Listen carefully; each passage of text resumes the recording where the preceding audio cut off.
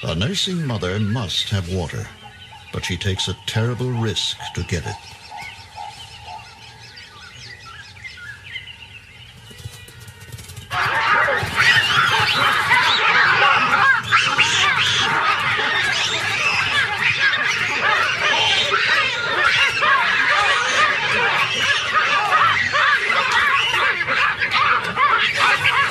The mother has torn herself free. But the baboons conceive that another croc has her baby.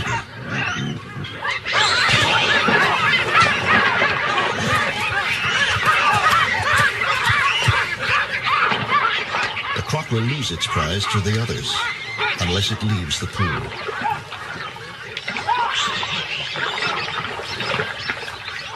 But when it does, a big baboon is waiting.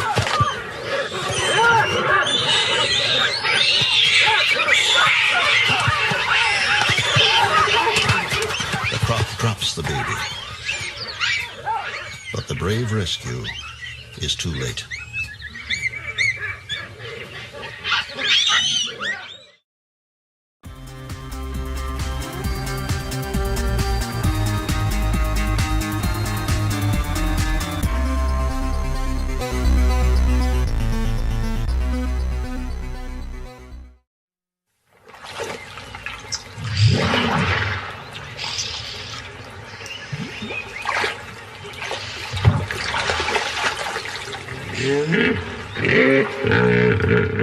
This is the story of a pool and the animals that cannot live without it. It's a place where hippos and crocodiles survive in mysterious harmony. A crowded pool where predator and prey are drawn together and where strange things happen that have rarely been seen before.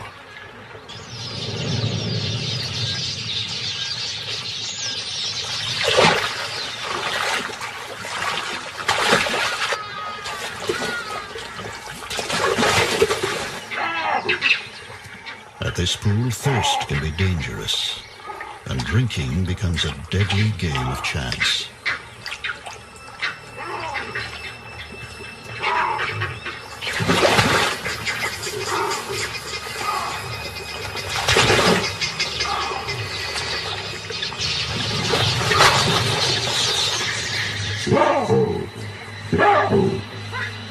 When the pool shrinks in an unrelenting drought, there is a desperate fight for life. A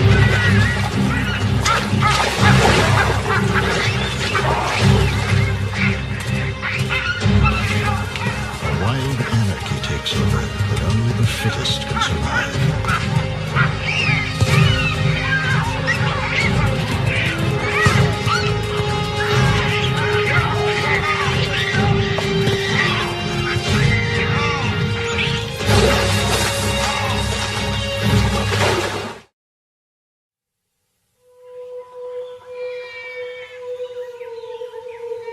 A river in Africa.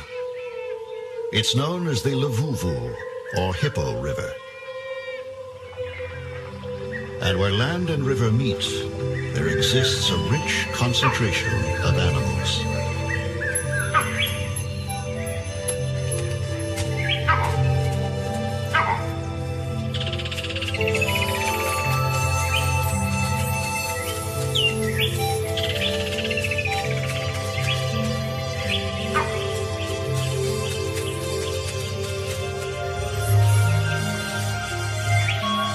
For countless years, this river has sustained life in the northern reaches of South Africa's Kruger National Park. When good rains have fallen, there is abundant water for all. But this year, little rain fell. The river dwindled to a narrow channel and finally stopped flowing.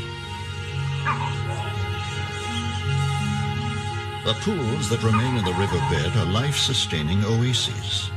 And this, which is one of the largest and deepest and has never been known to go dry, is a favorite refuge for hippos and crocodiles. For those who have to drink here each day, the challenge is to drink and survive.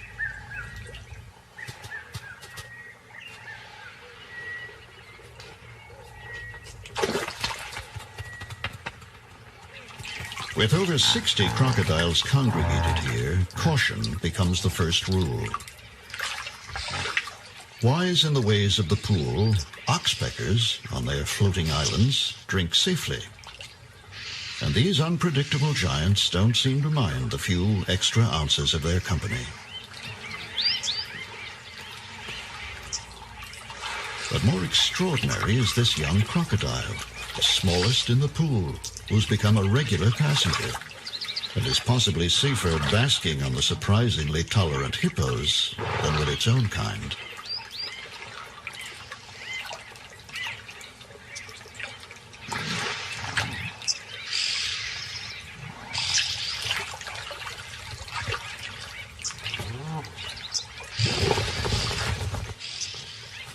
Wily baboons have another strategy. They dig pits at the pool's edge and drink the seepage water, rather than risk a croc attack. In contrast, this female impala is so stressed by thirst she's beyond caution.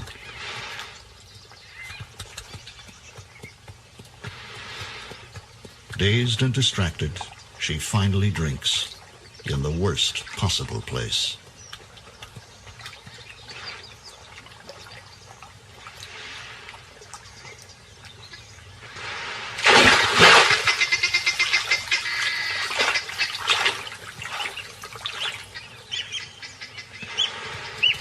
Crocs aren't the only problem here. These impala have run afoul of a white-crowned plover, whose eggs are in a depression in the sand. These birds only nest near water, and so when the river dries, the fringe of the pool becomes prime real estate. But it's also a busy and dangerous thoroughfare. Crocs come here regularly to bask. Crocodiles lumbering up the bank are a major hazard for the fragile eggs. But unlike the timid impala, the crocs ignore the bird's warning cries. Lucky this time, and she settles down again to brood.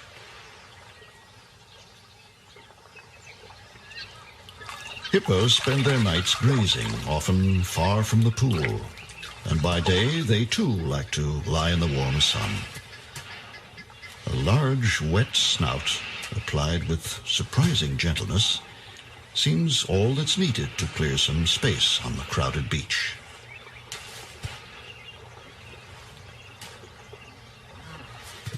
There's no hurry. We're all relaxed and easy here, and the great reptiles gradually respond to gentle nudges until all are accommodated to their liking.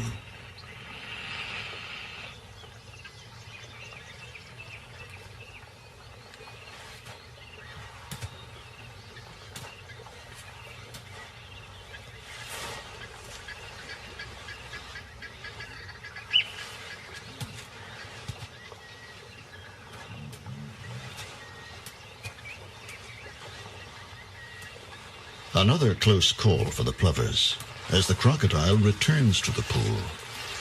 But it's all just part of the price for a good waterfront site.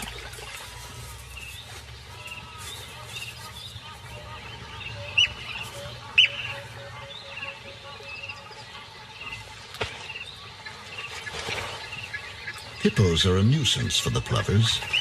They don't leave much space between them.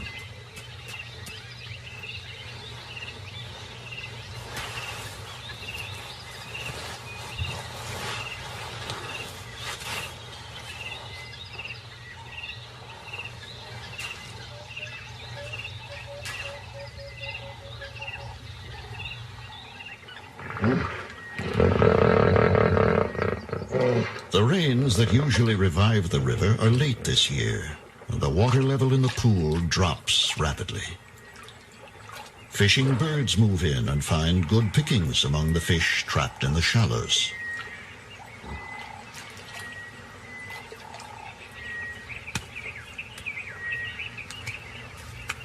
The yellow-billed stork's juggling act is no game, but a way to tire the fish into relaxing its sharp, erected spines.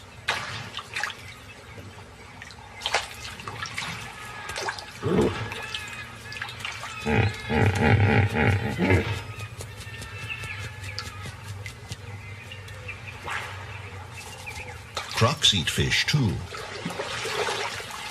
They're also cunning thieves who deliberately harass the birds into dropping their fish.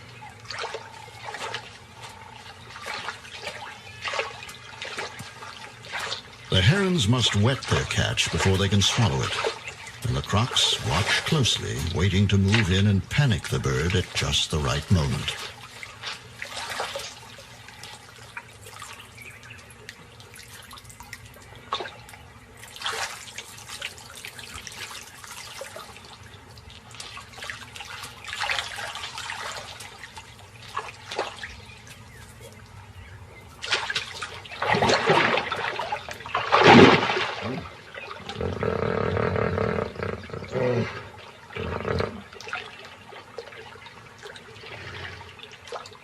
Sometimes these water birds appear to live a charmed life and to be mysteriously immune from attack by crocodiles. But bird and reptile understand each other well, and the crocs seem to know these birds are just too alert to be easily caught.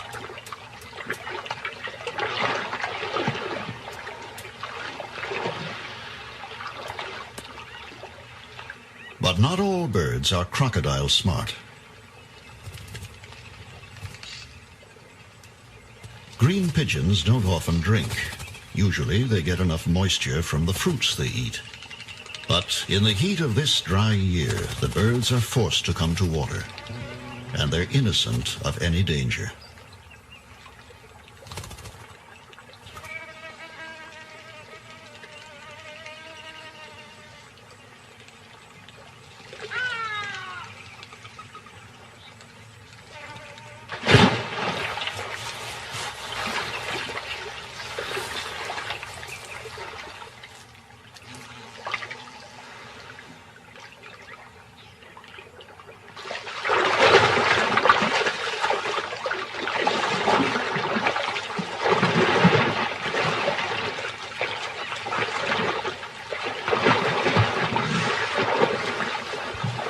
The sight of crocodiles spinning in a feeding frenzy is enough to frighten most animals away.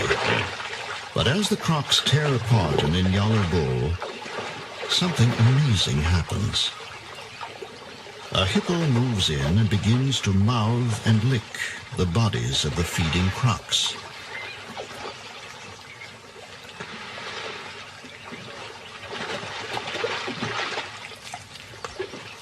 Hippos are strictly vegetarian. She hasn't come for a share of the spoils. Why she intrudes in this way is a mystery.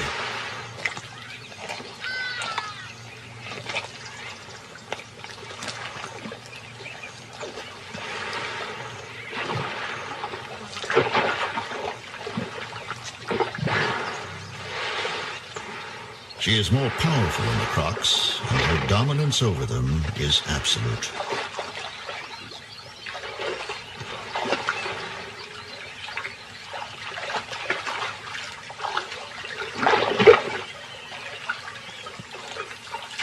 She prods and licks the face of the biggest croc in the pool, even as it struggles to swallow the skull of the antelope.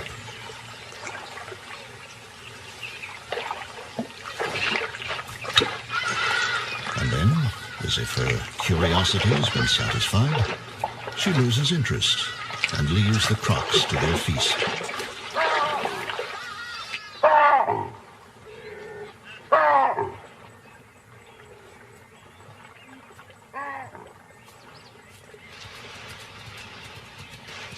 Elephants don't have to worry about crocodiles when they drink, but they still prefer the cleaner water in the pits and vigorously dig them out.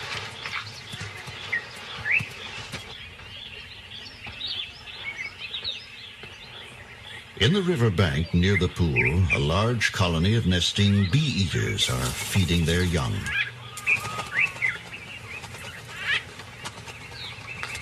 They must forage continually in the hot sun to satisfy their needs. To cool off, every afternoon they fly over the pool and dive for their drinks.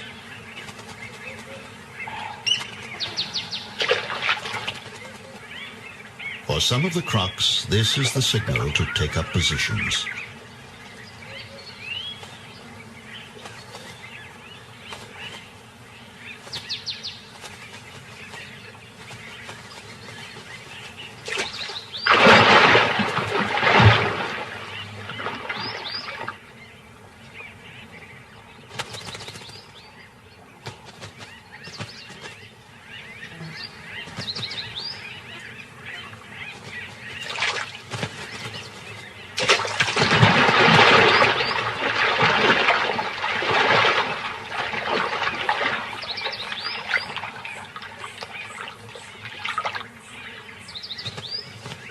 The odds are heavily in favor of the bee-eaters, and most survive the croc strikes.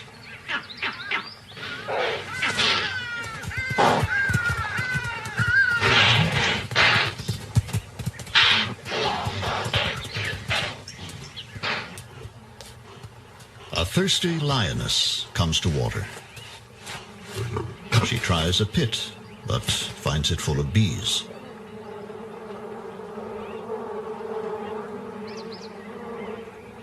She decides to risk the pool.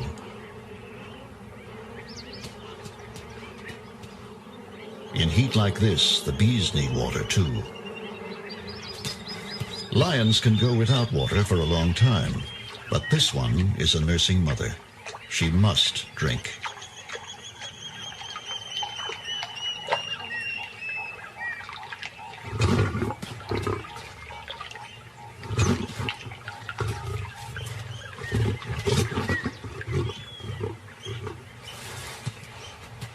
Maybe the bee pit isn't so bad after all.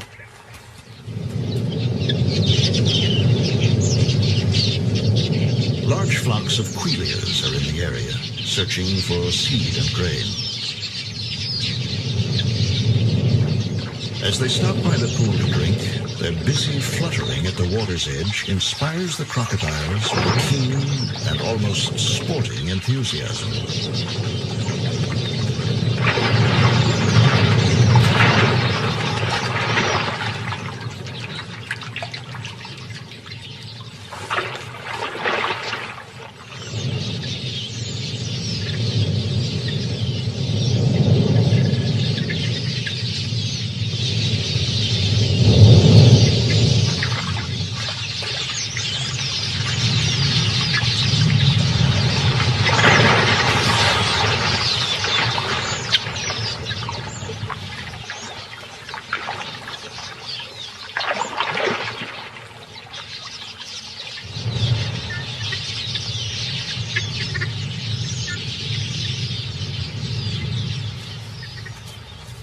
The monitor lizard is the scourge of both ground-nesting birds and the egg-laying crocodiles.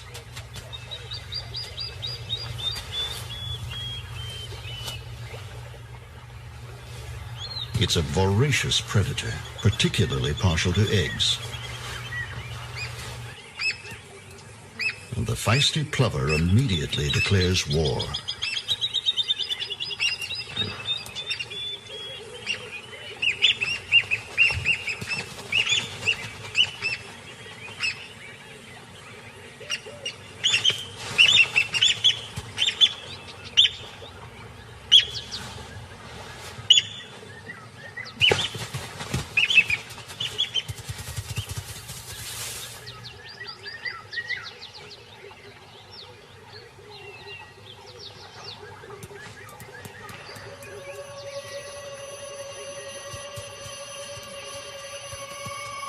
During the heat of the day, the sand becomes unbearably hot and burns the skin between the impala's hooves.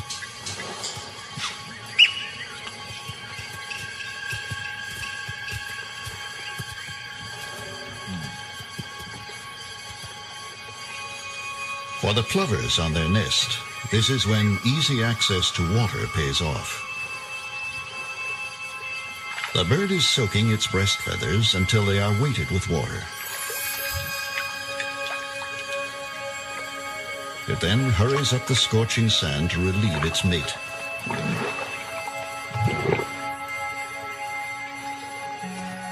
The plovers are brooding on sand that feels hot enough to fry an egg, and by midday they are changing guard at the nest every 10 minutes. Without the constant protection of their cool, wet feathers, the eggs could not survive the heat. The sand is so hot, it's a wonder she doesn't fly down.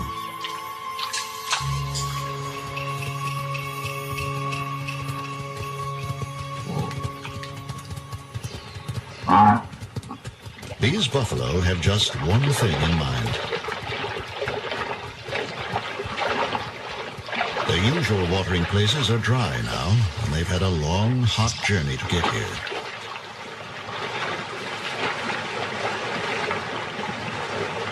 One of the calves strikes out on its own and is soon in dangerous company. But these aren't the biggest crocs in the pool, and the lucky calf quickly returns to the herd.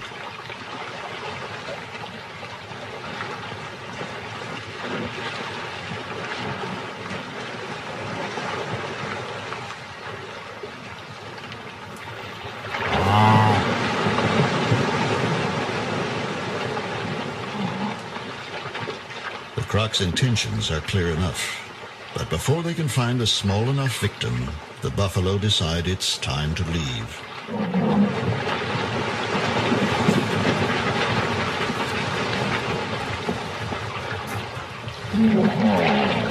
An irritated hippo helps them on their way.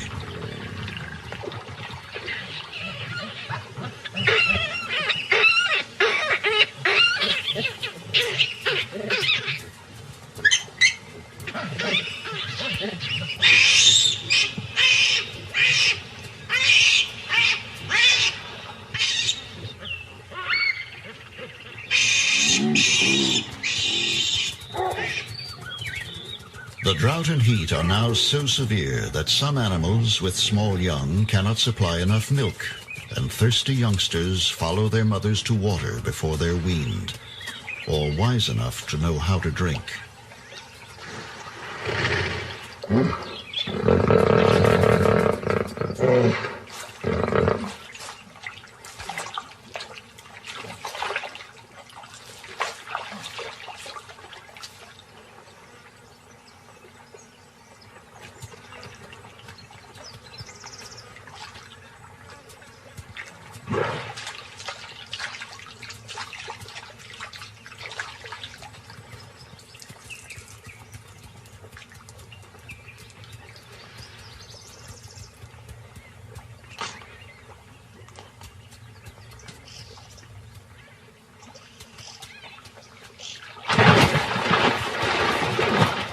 In an instant, both croc and fawn vanish into the pool,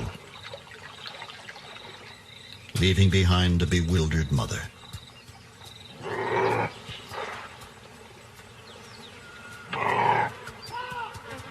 Somewhere under the surface of the pool, the crocodile lies low with its prey, waiting for an opportune moment to eat without having to share.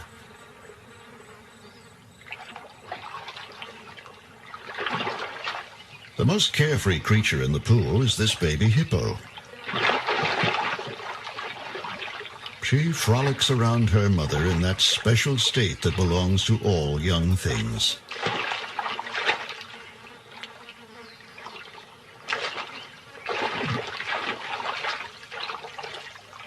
She is oblivious to the dangers in her world.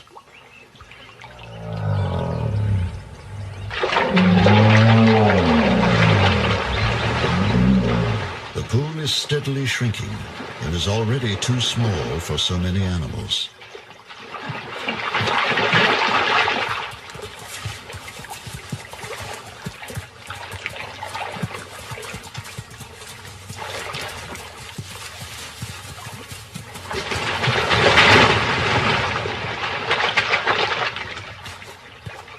But the hippos can't settle fights caused by overcrowding.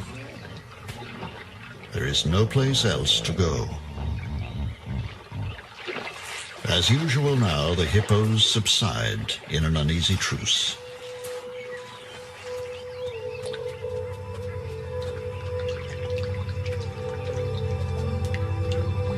Subdued by the day's heat and temporarily at peace, the baboons relax around the pool.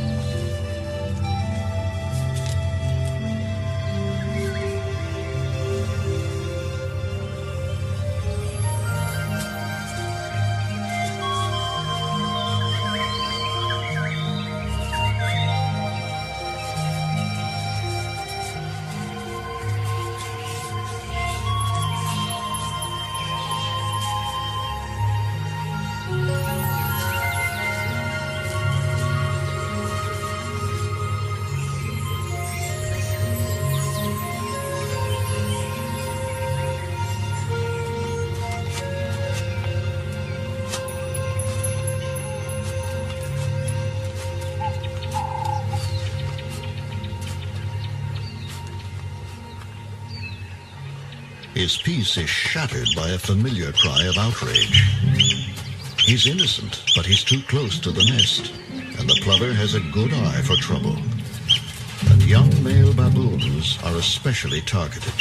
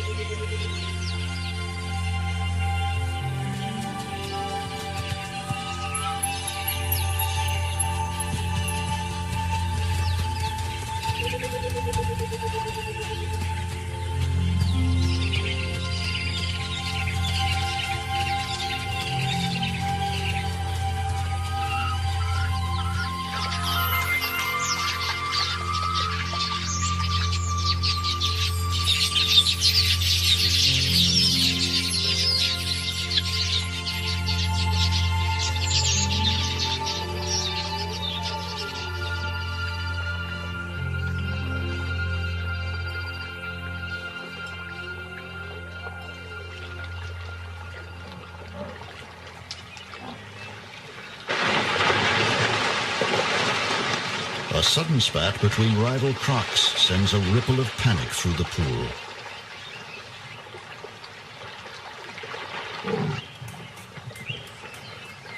It's small wonder that the plovers are having trouble. A fresh track shows that a crocodile plowed right over their eggs. This is their third nest of the season that's been lost to the crocodiles. Starting again from scratch, the plovers perform the ritual of selecting a site for a new nest.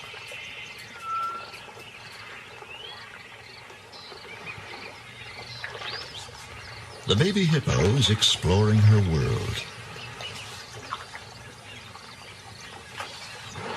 The restraint of the crocodile seems out of character.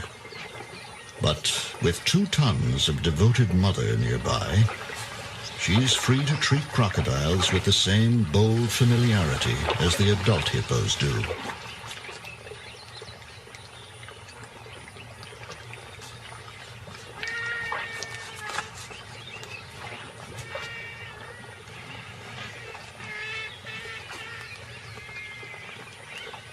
These great artists of violence are obliged to hold a kindly pose as the hippo child wanders in her playground of gently smiling dragons and slobbers on their tails.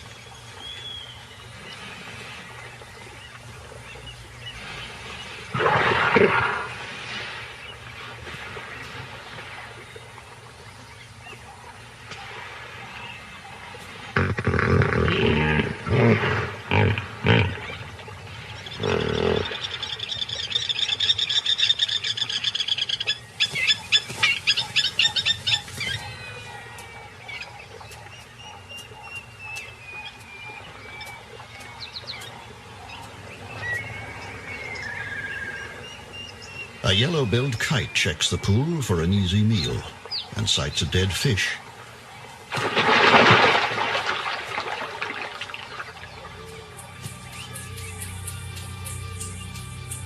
The surrounding land is parched and bare, and each night the hippos must trek for miles to find grazing. Other animals wander in the riverbed in search of the few remaining pools.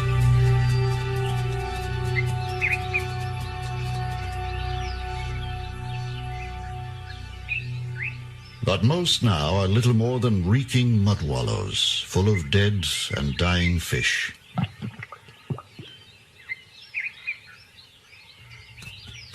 Even so, the impala would drink here, but the pool is dominated by a single croc, the last of a group of more than 40 that were here a month ago. The monkeys won't risk it and drink instead in deep footprints. The fawn's attempt to drink is a small disaster. Now it's covered with stinking mud.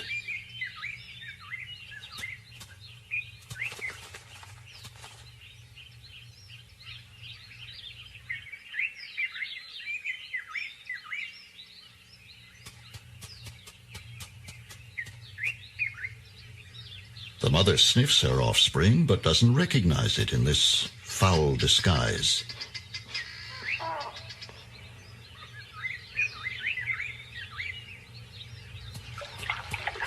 The crocodile that has held back the blinkers suddenly leaves.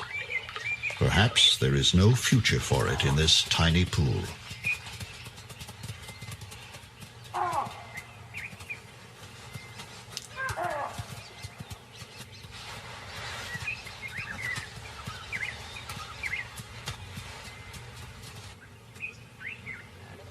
The mother has made up her mind. This is not the sweet-smelling youngster she came with. But the fawn knows better.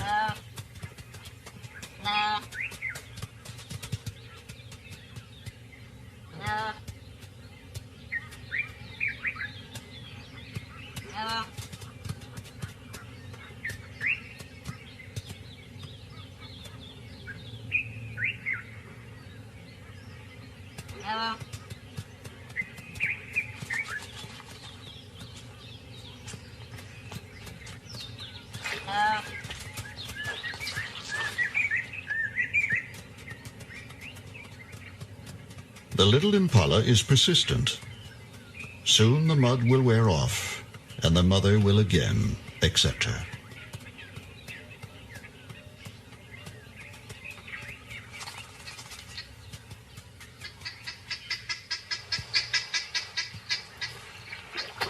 The crocodile reappears, covered in fresh red earth.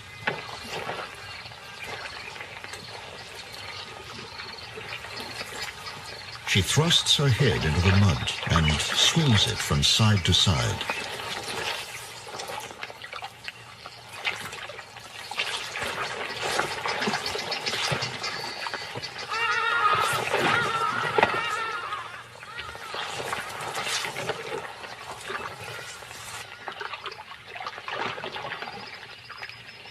At first, her peculiar behavior is a puzzle, and then her secret is revealed as her muddy jaws open gently to release the newly hatched babies she has carried down from her nest on the riverbank.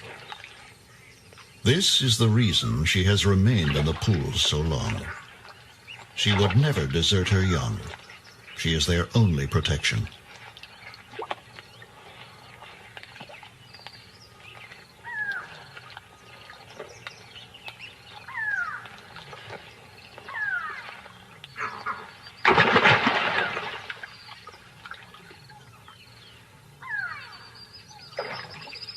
But between predators and the thick mud, there is no chance for the little crocs, and all will die within an hour.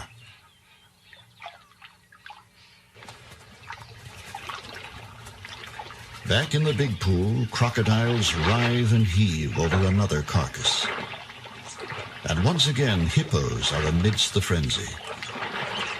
There's nothing for them to eat, yet something attracts them here.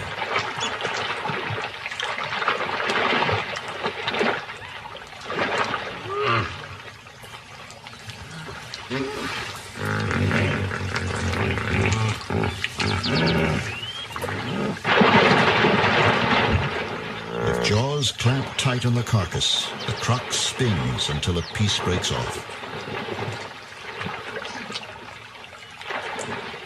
The hippos seem content to gently interrupt the spinning crocs from time to time, but no one knows why they attend these terrible feasts.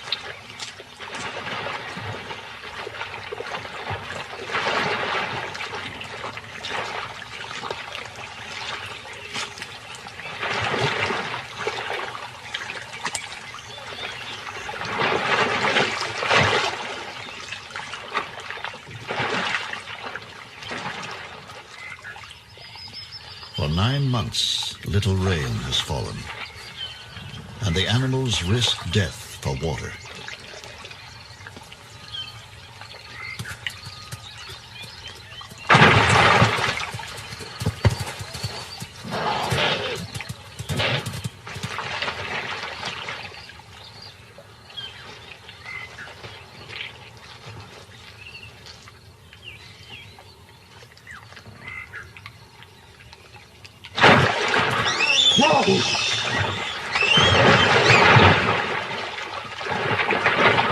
The hippo's calm is disturbed by the violent arrival of the croc's latest victim. For this one, there will be no lucky escape.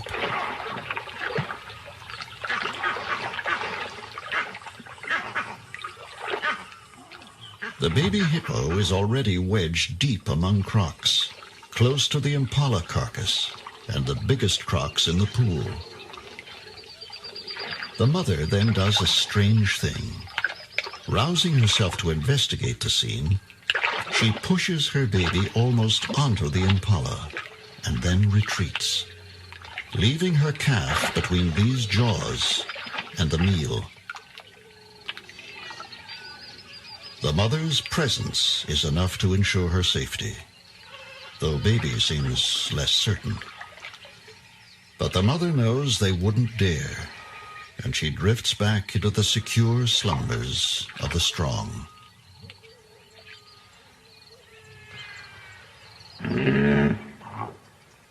The pool has become so dangerous that most animals prefer to drink from the pits.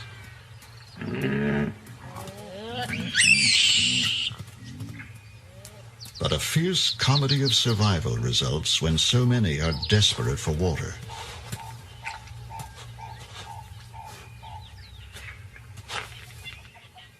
Large male baboons commandeer the pits and drink every mouthful of water that seeps in.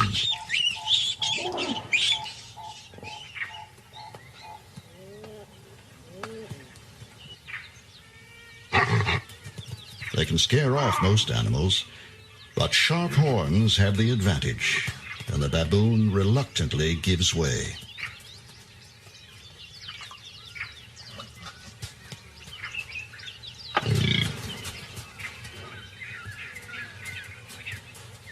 Competition at the pits is so fierce that those that can't cope with a big baboon have to take their chances at the pool. A nursing mother must have water, but she takes a terrible risk to get it.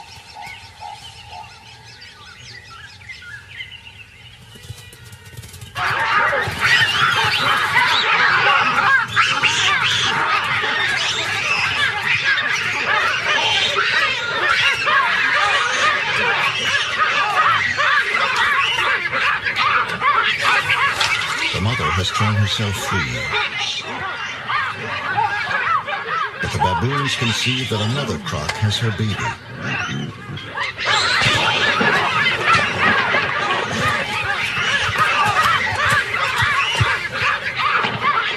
The croc will lose its prize to the others unless it leaves the pool.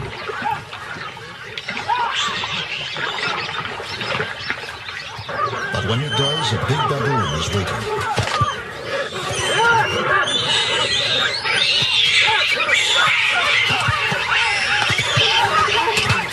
The croc drops the baby, but the brave rescue is too late.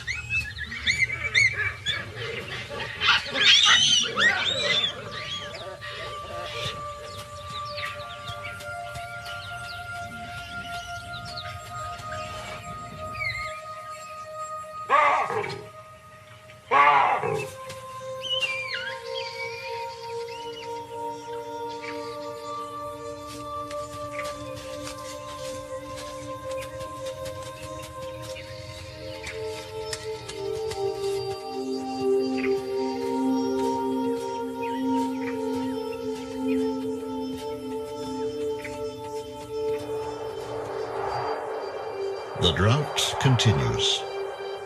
It has become the worst in living memory.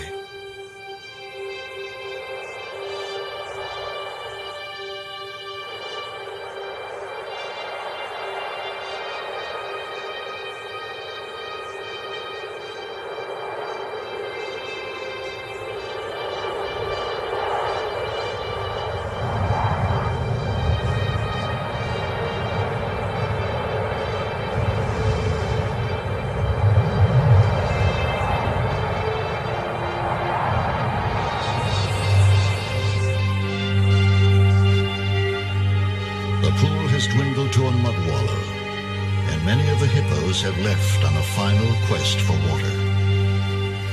But for an increasing crowd of animals, their only chance of salvation lies here. For the plovers, no eggs have survived these cruel and chaotic conditions. Every day, an assembly of desperate animals gathers around the pool.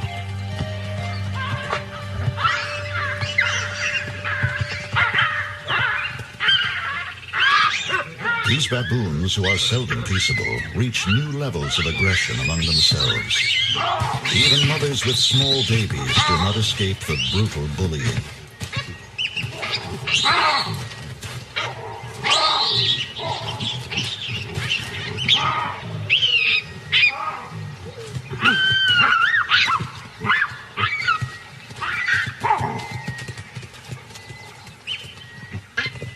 Baboons still dominate the pits, but a female Inyala, driven by thirst, is ready to fight for a drink.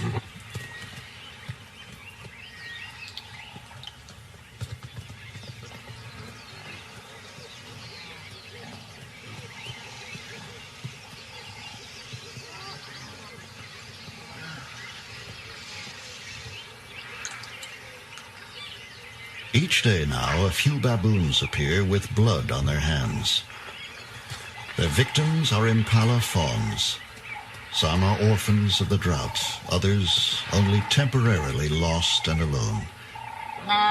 Trusting and totally defenseless, they are easy prey for a strong male baboon.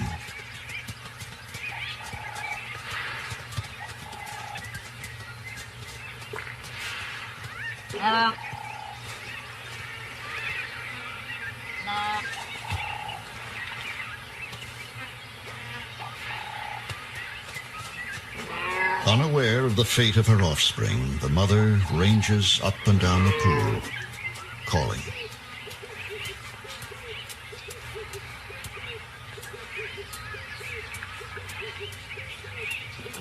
A hungry warthog roots around for choice pieces of rotting catfish,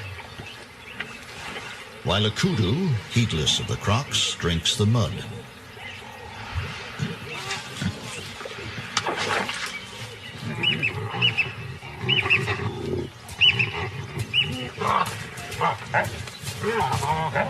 The baboon didn't keep his kill to himself for long.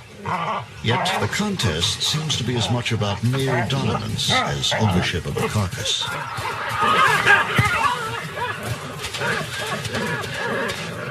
Meanwhile, the warthog sees a good opportunity.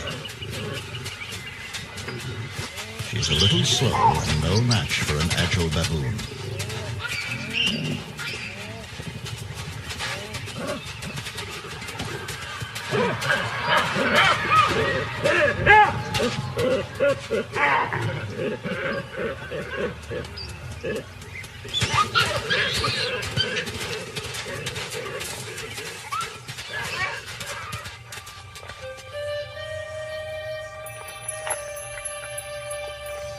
As their pool dies around them, the hippos and crocs lie marooned in the mud like creatures made of clay, half-formed and waiting for their creator to complete them.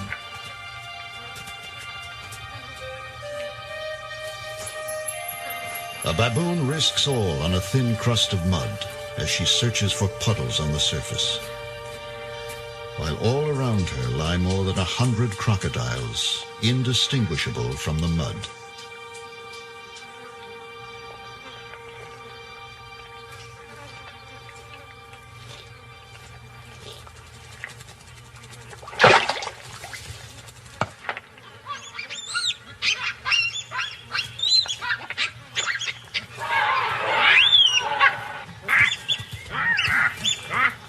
The mother is brave, but the life and death struggle is between these two. If baboons have nightmares, this is surely one of them.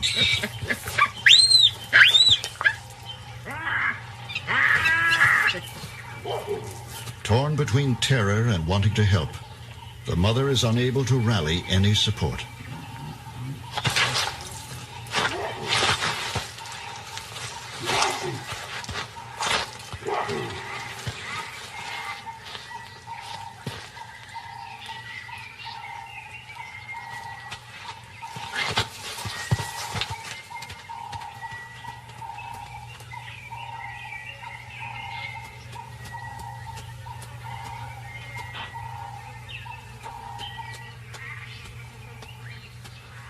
She has escaped with muddy legs, a sore face, and possibly a haunting memory.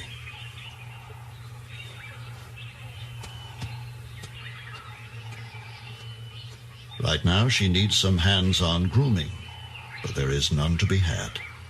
Just a curious stare.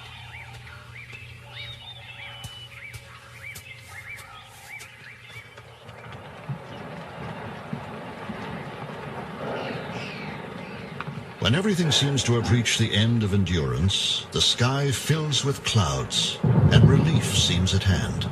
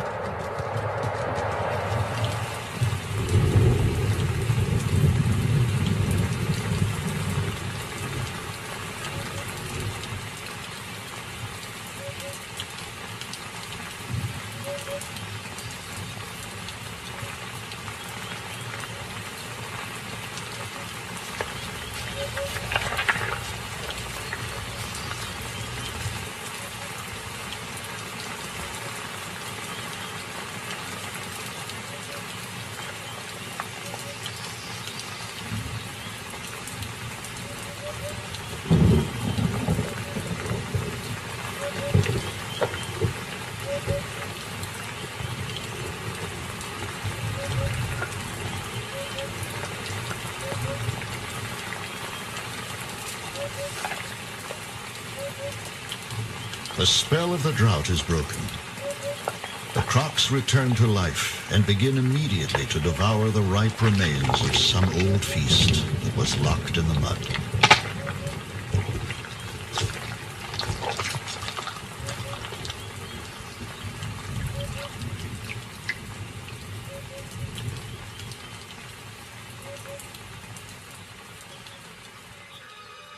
But the rain was just a fleeting reminder of better times. It does not break the drought.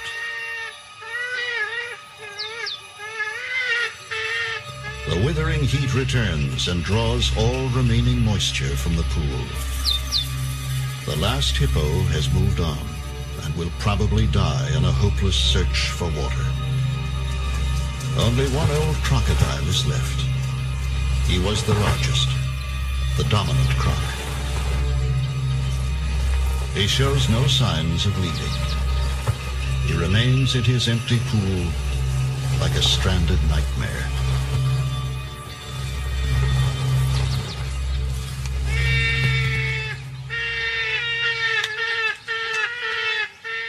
The other crocs have taken shelter from the scorching sun and the vegetation around the pool.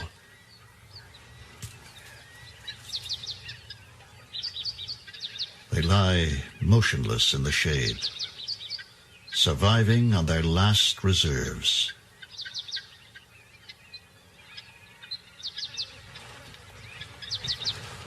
The old male croc only pushes deeper into the mud, covering himself with the remains of his pool.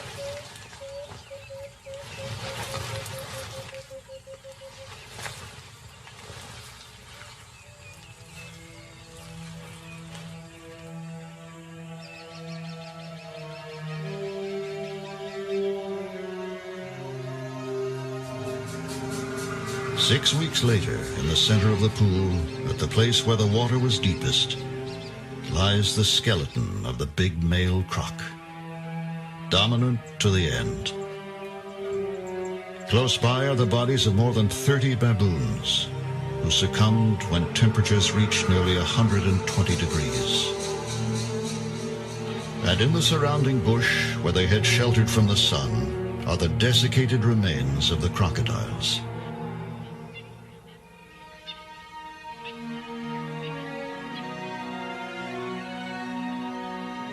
But there are survivors. In holes dug deep into the riverbanks, there are a few crocs. Entombed in the cool dark, they're able to conserve moisture and wait for the return of their river.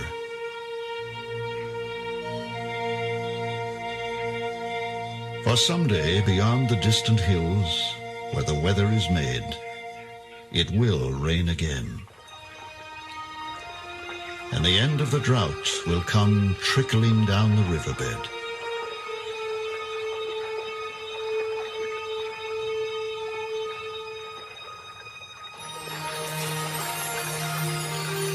No wild calls will welcome this sight, but as the river surges and flows deep enough to swim in, who is to say that the crocodiles won't rejoice, and the birds won't revel in that first flooding?